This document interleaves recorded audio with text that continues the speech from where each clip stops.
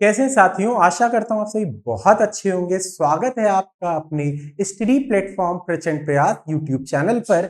मैं अर्पित आपको पढ़ाने जा रहा हूँ कक्षा 11 की गणित। और गणित का एक ऐसा चैप्टर जो कि आपको हमेशा परेशान करता रहता है लेकिन अब नहीं करेगा। और चैप्टर का नाम है सम्मिश्र संख्याएं और द्विघात समीकरण।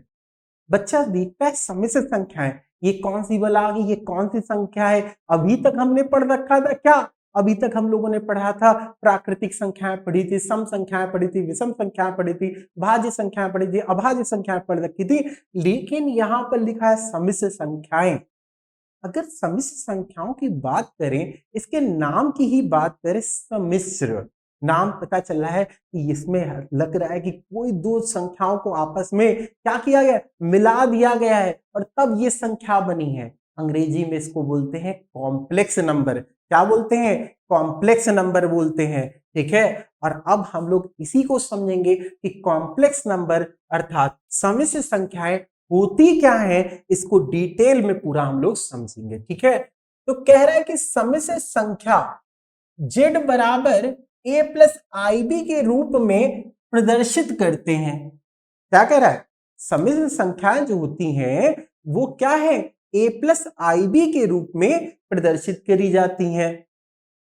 अब वास्तविक भाग ए है, इसमें वास्तविक भाग क्या होता है, ए होता है, और बी होता है काल्पनिक भाग।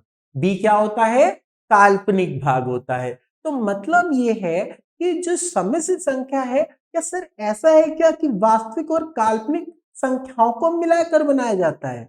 ऐसा है क्या? आप यही सोच रहे हैं? तो हाँ, बिल्कुल सही, आप यही सही सोच रहे हैं कि अगर सम्मिश्र संख्याओं की बात करी जाए तो सम्मिश्र संख्या किसका मिश्रण है? वास्तविक संख्या और काल्पनिक संख्या का। मतलब जहां पर आपको ये a दिखाई दे रहा है, ये है वास्तविक संख्या, और जहां पर i लगा हुआ दिखाई दे रहा है, i के साथ वाली संख्या क्या कहलाएगी? काल्पनिक संख्या। तो इस तरह से आपको ये समझ में आया कि सम्मिश्र संख्या मिश्रण है वास्तविक और काल्पनिक संख्या का मिश्रण है। ठीक है, यहां तक क्लियर हो गया। अब आपने कहा सर एक उदाहरण दे दीजिए तो और ज्यादा क्लियर हो जाएगा और ज्यादा समझ में आ जाएगा। ठीक है भाई, उदाहरण ले लीजिए। देखिए यहां पर हमने लिखा 3 लिखा हुआ है और यहाँ पे लिखा 4i लिखा हुआ है। तो तीन, जो संख्या 3 है, ये क्या है? वास्तविक भाग है इसका। क्या है? वास्तविक भाग है। और यहाँ पे जहां पे 4 के साथ में i लिखा हुआ दिखाई दे रहा है, ये क्या है? काल्पनिक भाग है। ये क्या कहलाएगा? काल्पनिक भाग कहलाएगा। तो 3 क्या है? वास्तविक। 4 क्या है? काल्पनिक। अब हम बात करते हैं 3 और 4 की बात कर रहे हैं। जब वास्तविक भाग और काल्पनिक भाग को मिलाया तो हमें मिल गया सम्मिश्र संख्या मिल गई। क्या मिल गई? सम्मिश्र संख्या मिल गई। ऐसे कई सारे हम उदाहरण लिख सकते हैं। यहाँ पे हमने मान लिया, यहाँ पर लिखा 2 माइनस 3i लिख दिया, तो ये वास्तविक भाग हो गया, दूसरा काल्पनिक भाग हो गया। दूसरा क्या हो गया? काल्पनिक। तो जहां पर आई लगा होता है उसे हम लोग काल्पनिक कह देंगे। ठीक है। अब आई क्या होता है, ये आपके दिमाग में आ रहा है, सर आई आई आप कर रहे हैं बार बार, ये आई है कौन सी बला? हाँ, आई कौन सी बला है? तो समझिए भाई आई के बारे में, आई क्या होता है, आई का निरूपण क्या होता है, क्यों इस्तेमाल किया जाता है, इन सबको समझेंगे हम लोग यहीं पर। ठीक है। आपने एक बहुत पहले बात पढ़ी थी कि भाई 25 अगर लिखा होता है तो 25 का स्क्वायर रूट होता है 5। ये आपने पढ़ रखा है। अगर यहां पर लिखा हुआ है 36 लिखा हुआ है, 36 का स्क्वायर रूट होता है 6। ठीक। अगर यहाँ पर 49 लिखा होता है तो 49 का होता है 7। तो इस तरीके से तो आपको संख्याओं के वर्ग रूट के बारे में हमें पता है कि रूट कैसे निकाला जाता है, ये आप जानते हैं। लेकिन अगर इन्हीं संख्याओं की बात करें और इन्हीं संख्याओं में एक बहुत छोटा सा परिवर्तन कर दें हम, बहुत छोटा सा परिवर्तन, मतलब यहां पर हमने लिख दिया अंडर रूट में 25, यहाँ पे लिख दिया हमने अंडर रूट में माइनस का 36 लिख दिया, ऐसे लिख दिया। अब क्या करेंगे आप? हो गए कंफ्यूज? क्या इसका मान कितना होगा? क्या इसका मान माइनस का 5 निकल के आएगा? ऐसा निकल के आएगा? ये क्या मान निकल के आएगा? आपके दिमाग में आ रहा है? तो नहीं निकल के आएगा। क्या निकल के आएगा ये समझिए। देखिए हम लिखेंगे कैसे, हम लिखेंगे यहाँ पर 25 लिख दिया और इसको गुणे में हम माइनस का 1 नहीं लिख सकते भाई, रूट में हमने क्या लिख दिया, -1 लिख दिया। अब 25 के लिए तो आपको पता है क्या होता है, 5 होता है। बस एक बात याद रखनी है कि आई का मान होता है अंडर रूट में -1 होता है। आई का मान क्या होता है, अंडर रूट में -1। तो यहां पर इसका आंसर क्या निकल गएगा, 5i हो जाएगा। क्या हो जाएगा, 5i हो जाएगा। अब इसका तो आप लोग बता लेंगे ना, इसका आप लोग बता लेंगे, तो चलिए कमेंट में करके बताइएगा कि अंडर रूट में -36 का मान कितना होगा। ठीक है, इतना करिएगा आप लोग और कमेंट जरूर करिएगा, बताइएगा कि क्या होगा अंडर रूट में -36 का मान। ठीक है, चलिए अब यहां पर देखिए एक नोट करके बात याद रखिएगा। कह रहा है कि जब वर्गमूल ऋणात्मक होता है, जब वर्गमूल ऋणात्मक होता है तो उसे साधारणतः ज्ञात नहीं किया जा सकता है। मतलब ऋणात्मक वाला वर्गमूल है, इसे हम नॉर्मली नहीं ज्ञात कर सकते हैं। इसीलिए क्या इस्तेमाल करते हैं, आई का इस्तेमाल करते हैं। आई, आयोटा भी हम लोग बोलते हैं। ठीक है, तो आई का इस्तेमाल यहां पर हम लोग करते हैं। ठीक है, चलिए भाई अगली स्लाइड पे आते हैं। अब देखिए यहीं पे हमारे पास दिया है पहला वाला, मैंने तो आपको बता रखा था कि भाई अंडर रूट 25 लिखा हुआ है, कैसे लिख देंगे, हम लिखेंगे यहाँ पर माइनस का 1 और यहाँ पर 25 लिखेंगे। तो दोनों को सेपरेट कर लीजिए भाई, 25 अलग हो जाएगा और अंडर रूट का -1 अलग हो जाएगा। तो इसकी मान होगा कितना, 5 और इसका आई हो जाएगा। दूसरा वाला तो मैंने आपको दे दिया है बताने के लिए, तो आप लोग क्या करेंगे, कमेंट में बताएंगे। ठीक है, तीसरा वाला चलिए हम ही बता देते हैं। यहां पे लिखा हुआ है अंडर रूट का -81 लिखा हुआ है। ठीक है, तो इसको क्या लिखेंगे, -1 गुणे 81 हमने लिख दिया, -1 गुणे 81 लिख दिया। क्या कोई दिक्कत है इसमें, हाँ। अब इसको हम तोड़ लेते हैं दो भाग में, -1 गुणे अंडर रूट में हमने 81 लिख दिया। पता है आपको, इसको बोलते हैं आई और इसकी वैल्यू होती 9, तो आई 9 हो गया, या इसको 9i भी आप लिख सकते हैं। ठीक है, तो आपके पास ये मिल गया अंडर रूट में माइनस का 81, अंडर रूट में माइनस का क्या हो गया, 81 हो गया हमारे पास। तो इस तरीके से हम लोगों ने अंडर रूट वाली संख्याएं जो ऋणात्मक होती हैं उनको ज्ञात करना सीख लिया। ये चीज बाकी रह गया था, अभी तक 10th क्लास तक ये सारी चीजें नहीं पढ़ाई गई थी। ये इंतजार किया जा रहा था कि आप कक्षा 11 में आए तब चीजें आपको बिल्कुल क्लियरली समझ में आए और आगे बताई जाए। चलिए अब बात करेंगे आई की घातों के बारे में, बात करेंगे आई की घात।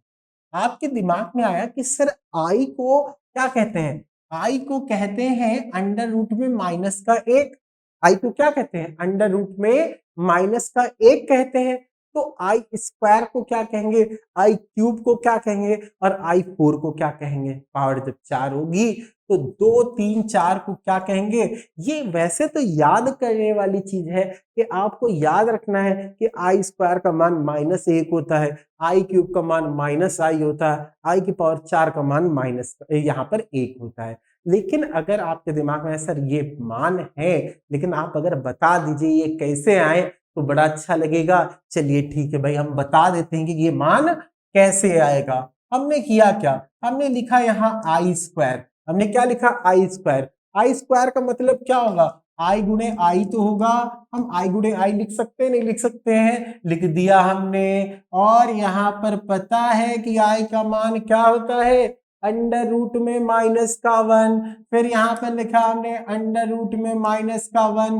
तो जब दोनों का गुणा करेंगे तो कितना मिला, -1 मिल गया। तो इस तरीके से आई स्क्वायर का मान कितना निकल के आया, -1 निकल के आया। आई स्क्वायर की वैल्यू कितनी निकली, -1 निकल आया। ठीक है, अब आप कहेंगे सर आई क्यूब भी बता दीजिए। चलिए भाई आई क्यूब भी हम आपको बता देते हैं। आई क्यूब क्या होगा, आई क्यूब का मतलब होगा आई स्क्वायर को आई से गुणा कर दो। भाई पावर 3 होगी कि नहीं होगी, आई स्क्वायर को हमें क्या करना है, आई से गुणा कर देना है। तो जब आई स्क्वायर को आई से गुणा करेंगे, आई स्क्वायर का मान था -1 और आई से गुणा करेंगे तो कितना निकलेगा, माइनस का आई निकल आया। कितना निकल आया, माइनस का आई निकल कर आया। तो इस तरीके से हमने आई क्यूब का मान माइनस का आई निकाल दिया। अब यहां पर आई की पावर 4 की बात करते हैं तो आप कहोगे सर आई स्क्वायर और आई स्क्वायर लिख ले तो भी किया जा सकता है। हाँ भाई किया जा सकता है। आई स्क्वायर का मान कितना होता है, आई स्क्वायर का मान -1 होता है, फिर -1 होगा तो -1 करेंगे तो कितना हो जाएगा, +1। तो आई की पावर 4 का मान कितना निकल गया, 1 निकल गया। आपको करना क्या है, ये याद भी रखना है कि आई स्क्वायर होता है -1, आई क्यूब कितना होता है माइनस का आई, और आई की पावर 4 कितनी होती है, 1 होती है। ठीक है, आई की पावर 4 कितनी होती है, 1 होती है। कह रहा है कि जब आई की घात 4 से अधिक होती है, आई की घात क्या है 4 से अधिक होती है, तब कैसे निकाला जाएगा, इसको भी सीखना है। आपके दिमाग में आया कि सर 4 तक तो बता दिया, अगर ज्यादा पावर आई तब हम क्या करेंगे, तब हम कैसे इसे हल करेंगे, तो चलिए हम उसको भी सीखेंगे। ठीक है, अब आई की पावर मान लीजिए लिखा हुआ है कितना, 13 लिखा हुआ, आई की पावर कितने लिखी है, 13 लिखी हुई यहाँ पर आपको दिखाई दे रही है। आपने कहा सर आपने तो 4 तक बताया था, ये 13 आ गई, हम 13 कैसे करेंगे, हमें तो ये समझ भी नहीं आ रहा है। तो चलो भाई, बहुत एक छोटी सी बात को अपने दिमाग में बैठा लो कि जब कभी भी संख्या 4 से बड़ी दी हो तो आप करोगे क्या, संख्या जो भी हो पावर उसको 4 से कर दो भाग। क्या करोगे, 4 से भाग कर दो। करो भाई, 4 तिहाई 12 होता है, लिख दिया 12, यहां बचा शेष 1 बचा हमारे पास शेष। अब इसी 13 को लिखेंगे कैसे, हम लिखेंगे आई लिखेंगे, 4 पावर लिखेंगे, जो भागफल आता है जो यहां पर हमारे पास आया उसको ऊपर लिख देंगे और बची हुई घात को आई के साथ शेष में लिख देंगे। क्या लिख देंगे, आई के घात, जो शेष पावर बची थी उसको आई के साथ में हमने लिख दिया। कोई दिक्कत इसमें, हमने क्या किया, 4 थे 12 किया और हमें एक शेष बच रहा था, भागफल हमारे पास 3 आया, तो पहले आई की घात 4 लिखा और ऊपर लगा दिया भागफल हमने, फिर आई लिखा और शेष वाली पावर को लिख दिया, जो शेष बचा उसको पावर में लिख दिया। अब ऐसा किया क्यों गया, क्योंकि अभी अभी आपको एक बात बताई गई थी कि आई की पावर जो 4 होता है वो होता है 1, तो इस तरीके से ये क्या हो गया, 1 हो गया और यहां लग गई पावर 3 और ये हो गया आई। तो 1 के ऊपर पावर 3 हो तो 1 ही रहता है और ये हो गया आई। तो आंसर कितना निकल के आया, आई निकल के आया। तो आई की पावर 13 कितना है, आई ही निकल के आएगा। आप चाहो तो इसको अंडर रूट में -1 लिख सकते हो, नहीं चाहो तो आप ऐसे ही आई को आई लिखा छोड़ देंगे। ठीक है, चलिए अब थोड़ी सी और भी इंपॉर्टेंट बात है। क्या, देखिए अब यूपी में पहली बार आपको मिलने वाली है एक बहुत बड़ी सौगात कि यूपी बोर्ड के बच्चों के लिए भी अब बोर्ड तैयारी हो गई आसान, और वो भी हिंदी में। कह रहा है बोर्ड परीक्षा हमें अब हिंदी में तैयारी अगर करनी है तो क्या करेंगे, एक आपको प्रचंड प्रयास नाम का ये लर्निंग ऐप डाउनलोड करना पड़ेगा। कहां से, गूगल प्ले पे जाइए और आप क्या करिए, प्रचंड प्रयास को डाउनलोड करिए ऐप को, और वहां पर आपको सभी क्लासेस जो है यूपी बोर्ड से रिलेटेड हिंदी माध्यम वालों के लिए मिलेंगी। ठीक है, तो आपको क्या करना है, आपको प्ले स्टोर में जाकर, गूगल प्ले में आप जाइए, प्ले स्टोर में जाइए और प्रचंड प्रयास लर्निंग ऐप को डाउनलोड करिए, ताकि आपकी परीक्षा में जो है मार्क्स का एक परसेंटेज बहुत ज्यादा बढ़ जाए। ठीक है, तो आप क्या करेंगे, इस ऐप को डाउनलोड करेंगे। अच्छा, अगर आप ऐप को डाउनलोड कर रहे हैं और अभी डाउनलोड करते हैं जाके, तो एक चीज आपके लिए ऑफर रखा गया है भाई 2024 के लिए। क्या ऑफर है, आपको 50% का डिस्काउंट मिल रहा है। क्या मिल रहा है, 50% का डिस्काउंट आपको मिलेगा अगर आप अभी ज्वाइन करेंगे। और जितने कोर्सेज हैं भाई सभी कोर्सेज पे आपको मिल रहा है। 1 से 12 तक की कक्षाओं के लिए, 1 से 12 तक की कक्षाओं के लिए आपको क्या है, यहाँ पे सारी कक्षाओं का विषय मटेरियल आपको मिलेगा, अच्छे से समझाया जाएगा।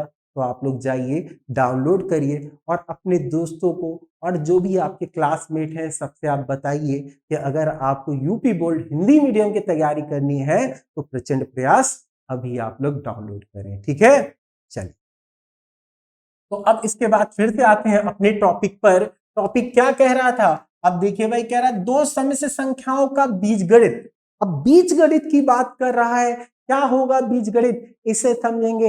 हम लोग यहाँ पर बात करेंगे दो सम्मिश्र संख्याओं के जोड़ने की बात करेंगे, दो सम्मिश्र संख्याओं के घटाने की बात करेंगे, दो सम्मिश्र संख्याओं के गुणा करने और भाग करने की बात करेंगे। तो जोड़, घटाना, गुणा, भाग, यही तो बीजगणित है। तो भाई बीजगणित की बात करेंगे और पहला यहाँ पर लिखा है दो से सम्मिश्र संख्याओं का योगफल, दो सम्मिश्र संख्याओं का योगफल। तो भाई मान लिया हमने ये है Z1, Z1 में है a प्लस आई बी, ये है Z2, ये है a plus C plus I D दिया हुआ है। दो सम्मिश्र संख्याएं हमारे पास दी गई हैं, दो सम्मिश्र संख्याएं हैं और इनको क्या कर रहा है, जोड़ो। तो याद रखिएगा, जब सम्मिश्र संख्याओं को जोड़ने के लिए कहे तो वास्तविक संख्या से ही जुड़ेगी, रियल नंबर को रियल नंबर से ही जोड़ेंगे और काल्पनिक संख्या को काल्पनिक संख्या से, मतलब इमेजिनरी नंबर को इमेजिनरी नंबर से ही जोड़ा जाएगा। तो ठीक देखिए, यहाँ पर Z1 है, यहाँ पर Z2 है। हमने क्या किया, Z1 का वैल्यू लिख दिया, यहाँ पर Z2 का वैल्यू हमने लिख दिया। Z1 में आपको दिख रहा है a प्लस आई बी दिख रहा है और यहाँ पे c प्लस आई डी दिख रहा है। तो ये है वास्तविक भाग, ये है वास्तविक भाग, इनको जोड़ दिया तो a प्लस सी हो गया। और ये है काल्पनिक भाग, ये है काल्पनिक भाग, इन दोनों में i कॉमन लिया तो b प्लस डी मिल गया। क्या मिल गया, b प्लस डी मिल गया। अब कह रहा है कि वास्तविक संख्या व काल्पनिक संख्या को अलग अलग जोड़ते हैं। मतलब ये है कि सम्मिश्र संख्याओं को जब जोड़ना होता है तो हम क्या करेंगे, वास्तविक संख्या को वास्तविक संख्या से जोड़ेंगे, जबकि काल्पनिक वाली को काल्पनिक वाली से, मतलब आई वाली को आई वाली से ही जोड़ेंगे और बाकी जो संख्या वास्तविक है उसको ऐसे जोड़ेंगे। अब आप कहेंगे सर एक उदाहरण बताइए तभी समझ में आएगा। चलिए ठीक है, उदाहरण देखते हैं हम लोग। यहाँ पे लिखा है Z1 इज इक्वल टू लिखा है 5 plus 4i, Z2 is equal to लिखा है 3 प्लस 2i। कह रहा है जोड़ के बताओ। चलो भाई, वास्तविक संख्या यहाँ 5 और 3, तो 5 और 3 कितना होता है, 8 हो गया। यहाँ पर काल्पनिक संख्या कितनी, 4, यहाँ पर 2, जोड़ो 4 और 2 6 हो गया। तो भैया जुड़ गया नहीं जुड़ गया, कितनी आसानी से जुड़ गया।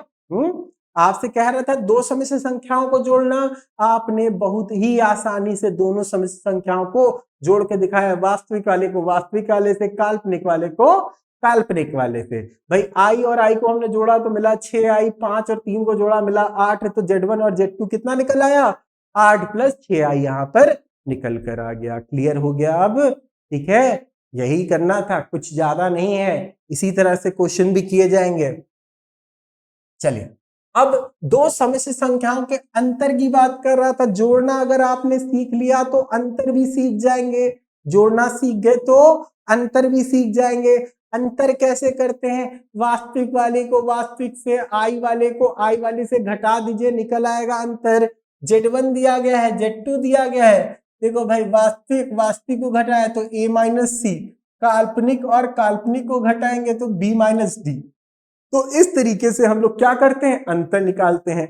यहाँ उदाहरण दिया हुआ है, कह रहा है कि Z1 दिया है, Z2 दिया है, कह रहा अंतर बताओ। चलो भाई, वास्तविक संख्या कितनी है 5, काल्पनिक संख्या है 3, तो 5 में से 3 जाएगा, कितना बचा भाई, और यहाँ पर ये है 4 और यहाँ है 2, ये 4i में से 2i घटा दो तो कितना बचेगा, यहाँ बचेगा 2i और यहाँ बचेगा, सर यहाँ पे बचा 2 और यहाँ बचा 2i।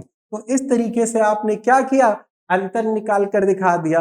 कैसे निकला अंतर, आपने संख्याओं को घटाया, 5 में से 3 घटाया 2 निकला, 4 में से 2 घटाया तो 2 मिला। आई के साथ में हमने आई को लिख दिया और संख्या को एज इट इज लिख दिया। तो आपने सीख लिया कि दो संख्याओं को कैसे जोड़ा जाएगा और दो संख्याओं को कैसे घटाया जाएगा, सम्मिश्र संख्याएं अगर वो होंगी तो। ठीक है, संख्याएं कैसी होंगी, सम्मिश्र संख्याएं होंगी, तब हम लोग ऐसा कर पाएंगे। ठीक है, चलिए देखते हैं आगे क्या दिया हुआ है इन्होंने। आगे दिया हुआ है, कह रहा है कि दो सम्मिश्र संख्याओं का गुणनखंड करना है। क्या कह रहा है? दो सम्मिश्र संख्याओं का क्या करना है? गुणनखंड करना है। तो गुणनखंड कैसे किया जाता है इसको समझते हैं हम लोग। कैसे किया जाएगा गुणनखंड ये समझें। देखिए भाई, Z1 है हमारे पास a plus I B, Z2 है c प्लस आई डी दिया हुआ है। कह रहा Z1 और Z2 बताओ। Z1 और Z2 तो हमने क्या करना है? गुणा कर लेना है। a प्लस आई बी को c प्लस आई डी से गुणा करेंगे तो गुणा करने पे क्या मिलेगा भाई? AC हो गया, ये BD हो गया, माइनस कर दो। AC और BD को हमने क्या कर देना? माइनस कर देना है। फिर बीच में प्लस का निशान लगाएंगे, यहां AD लिखेंगे प्लस BC लिख देंगे।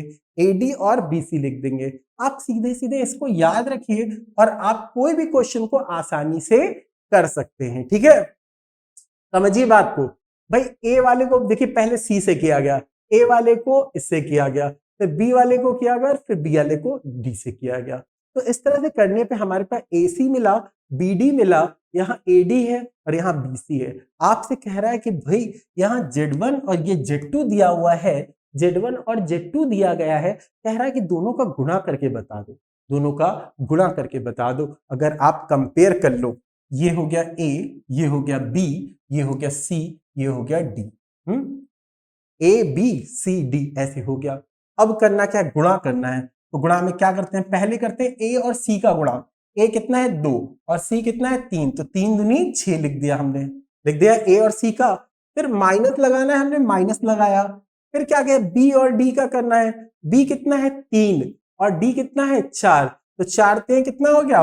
12 हो गया हमारे पास। 4 3 कितना हो गया? 12 हो गया। हमने लिख दिया 12 यहां पर। फिर उसके बाद में हमने क्या किया? आई लिखा, दिखा आई लिख दिया हमने। फिर लिखा एडी लिखा। ए कितना है? 2। डी कितना है? 4। तो एडी का करेंगे 2 का 4 से करेंगे तो कितना आ जाएगा? 8 हो जाएगा। फिर बीच में क्या लगा है? प्लस का निशान लगाया, प्लस का निशान लगाया। फिर कहते बी और सी का करो, बी और सी का करो। भाई बी कितना है हमारे पास? 3 है और सी कितना है हमारे पास? 3 है। 3 का गुणा 3 से करेंगे तो कितना निकलेगा? 9 निकलेगा। 3 तिहाई 9 हो गया। अब क्या करेंगे? अब करते हैं घटाएं भाई। 6 में से 12 जाएगा, बचेगा माइनस का 6 बचा हमारे पास। यहां पर 9 में हम लोग 8 जोड़ेंगे तो कितना निकलेगा? 9 और 1 10, 7 17 हो जाएगा। कितना हो जाएगा? 17 हो जाएगा। और यहाँ पर आई की जगह हमने आई को ऐसे ही लिखा रहने दिया। तो इस तरीके से हम लोगों ने क्या किया? दोनों संख्याओं का गुणा करके भी देख लिया हम लोगों ने। ठीक है, ए और सी का किया। ए हमारे पास 2 था, सी था 3, तो 3 दूनी 6 हो गया। बी और डी का किया, 4 थे 12 हो गया। फिर यहाँ पर हमने ए और डी का किया, 4 ये कितना हो जाएगा? 2 चक्कू 8 हो जाएगा। और बी और सी का करेंगे तो 9 हो जाएगा। 3 3 9। सॉल्व करने पे हमारे पास -6 + 17 आई मिला। तो इस तरीके से हम लोगों ने दो संख्याओं का, दो सम्मिश्र संख्याओं का गुणनखंड करना सीख लिया। ठीक है, तो इस तरीके से हम लोगों ने गुणनखंड सीखा। अब एक चीज और भी सीख लें, अगर भाग करना सीख लें तो मजा ही आ जाए। हाँ चलिए भाई, भाग करना भी हम लोग सीखते हैं। क्या कह रहा है भाग करने के बाद? कह रहा है कि किन्हीं दो हमारे पास दी हुई सम्मिश्र संख्याएं Z1 और Z2 के लिए, जहां Z2 0 के बराबर नहीं है, तो Z1 और Z2 का भाग करना है। तो भाग किस तरह से करते हैं हम लोग? भाग करने के लिए Z1/Z2 को हम लोग लिखते हैं तो Z1 1/Z2 हम लोग ऐसे लिख सकते हैं। देखिए Z1 1/Z2 हम लोग इस तरह से लिखा जा सकता है। और भाग इसको हम लोग करेंगे, भाग करेंगे। देखिए भाग करने के लिए हम लोग क्या करेंगे? देखिए भाई, यहां लिखा है 6 + 3i लिखा हुआ है हमारे पास, और यहां पर 1/2 + i लिखा हुआ दिखाई दिया। ये लिखा हुआ आपको दिखाई दिया। हमें क्या करना है? भाग करना है। तो भाग करने के लिए एक बहुत बेसिक सी चीज याद रखिएगा कि कॉन्जुगेट से मल्टीप्लाई कर देते हैं हम लोग। क्या करते हैं? कॉन्जुगेट से मल्टीप्लाई कर दे तो हम लोगों को भाग आसानी से समझ में आएगा। नीचे कितना लिखा है? यहाँ पे लिखा है 2 + i। तो हम क्या करते हैं? 2 - i से ऊपर और 2 - i से हम लोग नीचे गुणा कर देते हैं। ठीक है, 2 - i से ऊपर, 2 - i से नीचे गुणा कर देंगे। तो ऊपर कितना हो जाएगा? ऊपर हो जाएगा 6 + 3i हो जाएगा, और यहाँ पे 2 - i हो जाएगा। फिर उसके बाद नीचे देखो भाई, a + b, a - b दिखाई दे रहा है आपको। ए प्लस बी और ए माइनस बी आपको दिखाई दे रहा है, ये किसका फॉर्मूला होता है? ए स्क्वायर माइनस बी स्क्वायर का होता है कि नहीं होता है? तो यहाँ लिखेंगे 2 का स्क्वायर, यहाँ पर कितना लिखेंगे? 2 का स्क्वायर, और यहाँ पर आई का स्क्वायर लिख देंगे। हम क्या लिखेंगे? आई का स्क्वायर लिखेंगे। अब देखो भाई 2 का स्क्वायर कितना होता है? 2 का स्क्वायर होता है 4, 2 का स्क्वायर होता है 4, बीच में लगा है माइनस, और यहाँ आई स्क्वायर की वैल्यू कितनी होती है? माइनस का 1 होती है। तो कितना आ जाएगा? 4 में 1 जोड़ेंगे तो कितना निकलेगा? 5 निकल के आएगा। तो इस तरीके से यहाँ पर कितना निकल गया? 5 निकल आया। और ऊपर वाली संख्याओं का आप क्या करेंगे? गुणा कर लीजिए, गुणा करिए भाई। 6 दूनी 12, यहाँ लिख दिया 12। फिर यहाँ पे लिखेंगे 6 कम 6, तो यहाँ 6 आई हो गया हमारे पास। क्या करेंगे? 3 दूनी 6, तो यहाँ पर कितना होगा? 6 आई हो जाएगा। ठीक है, इसका करेंगे हम लोग भाई 3 एकम 3 हो जाएगा, तो माइनस का 3 आई स्क्वायर हो जाएगा, 3 आई स्क्वायर हो जाएगा। कितना हो जाएगा? 3 आई स्क्वायर हो जाएगा। तो हमने किया क्या भाई? 6 को पहले 2 से किया तो 6 दूनी 12 हो गया। 6 को हमने माइनस आई से किया तो माइनस का 6 आई मिला। फिर 3 को हमने 2 से किया तो 3 दूनी 6 आई मिल गया। और जब हमने 3 को आई से किया तो माइनस 3 आई स्क्वायर मिल गया। प्लस का 6 आई माइनस का 6 आई कैंसिल हो गया। हमें पता है कि भाई यहाँ पर 3 आई स्क्वायर लिखा है, और आई स्क्वायर का वैल्यू कितना होता है? माइनस का 1। तो ये क्या हो जाएगा? प्लस का 3 हो जाएगा। और ये कितना है? प्लस का हमारे पास 12। तो 12 और 3 15 हो गया। तो 15/5, तो 5 तिहाई 15। हल कितना आया? कितना आया? यहाँ पर 3 आ गया। हल कितना आ गया? 3 आ गया। तो इस तरीके से भाग करने पे हमें मिला कितना?